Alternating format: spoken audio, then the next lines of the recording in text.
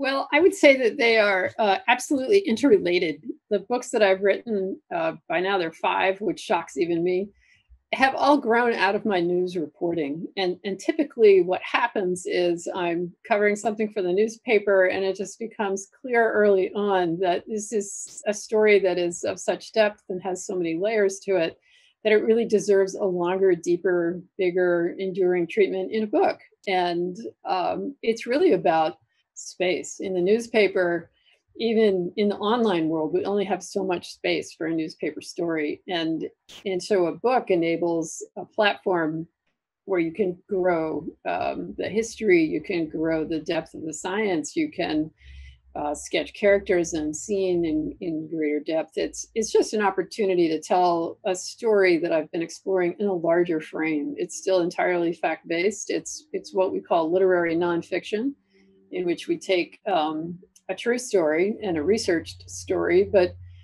uh, grow it out into a more writerly frame. And I've done this by now with several really big topics in the Northwest, including dam removal on the Elwha River. I mean, I knew right away that this was going to be watched by people around the world, and indeed it has been. And I knew that it also told a fascinating story of change in the Northwest, from how we used our rivers when we were industrializing and growing the economy, to how we think about them today and their value as places for ecology and nature, and also tribal cultural resource recovery.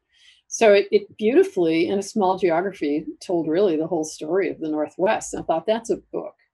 So we covered it as breaking news in the paper, which are the smaller, shorter, this happened today or yesterday stories that are very important. We cover those. I cover them as the environmental reporter all the time for the Seattle Times. We also wrote a special project about the Elwha, not once but twice, where we chunked the story into sections, much as we did with Hostile Waters, and again used a lot of graphics and other elements to tell the story.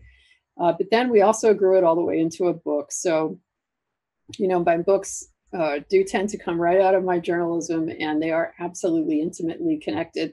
I think one of the really fun things about being a practitioner of daily journalism in the Northwest is it is a spectacular platform for discovery. I'm always learning, meeting new people, making new connections between ideas, and sometimes those ideas get big enough to be a book.